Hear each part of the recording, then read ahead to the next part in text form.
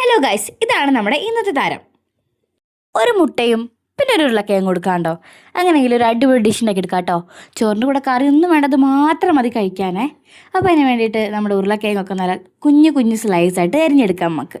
സത്യം പറയാലോ, ഈ ഡിഷ് ഞാൻ കണ്ടുപിടിച്ചതാണ്. പക്ഷെ വെറുതെ ഒന്ന് യൂട്യൂബ് സെർച്ച് ചെയ്ത് നോക്കിയപ്പോൾ കുറേ പേര് ഇത് ചെയ്ത് നോക്കിയിട്ടുമുണ്ട്. ഇനി നമുക്ക് വിഷയത്തിലേക്ക് വരാം. ഉരുളക്കിഴങ്ങ് ചെറുതായിട്ട് സ്ലൈസ് ചെയ്തിട്ടതിന് ശേഷം സ്പൈസസ് ഒക്കെ നിങ്ങൾക്ക് ഇഷ്ടമുള്ള രീതിക്ക് ആഡ് ചെയ്യാം കേട്ടോ.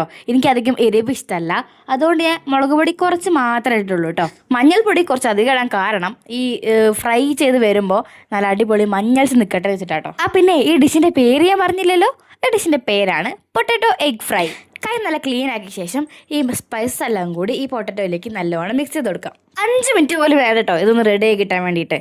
ഇനി നമുക്കൊരു പാൻ എടുക്കാം, അതിലേക്ക് വെളിച്ചെണ്ണ ഒഴിക്കാം. വെളിച്ചെണ്ണ തന്നെ വേണം.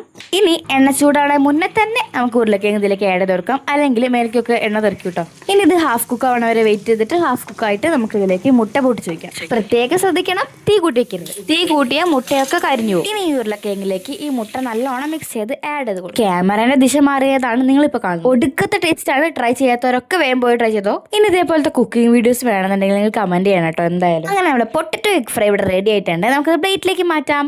പ്ലേറ്റിലേക്ക് മാറ്റാനുള്ള ഇട പോലും ഇല്ല. ജൂവി അത് വായിലേക്ക് ഇട്ടു. നല്ല ചൂടായിരുന്നു, ഓളെ വായ പൊള്ളി. ഇതിലേക്ക് ഞാൻ വേറെ കറി ഒന്നും കൂട്ടില്ല, ഇത് മാത്രം മതി. ഈ ചോറ് മുഴുവൻ നമുക്ക് കഴിച്ചെടുക്കാം. ഒന്ന് ചൂടാറിയ ശേഷം ഇത് കുഴച്ച് ജൂവിന്റെ വായിലേക്ക് തന്നെ വെച്ച് കൊടുക്കണ്ട കേട്ടോ. എക്സ്പ്രഷൻ ഞാൻ പറയണ്ടല്ലോ, നിങ്ങൾ തന്നെ കണ്ട് മനസ്സിലാക്കിക്കോളൂ. ഓക്കെ, ഭയങ്കര ഇഷ്ടമുള്ള ഒരു ഡിഷ് ഉണ്ട് കേട്ടോ ഇത്. ഒന്ന് പരിശ്രമിച്ചാൽ കുട്ടിയെ കൊണ്ട് ട്രൈ ചെയ്യാം.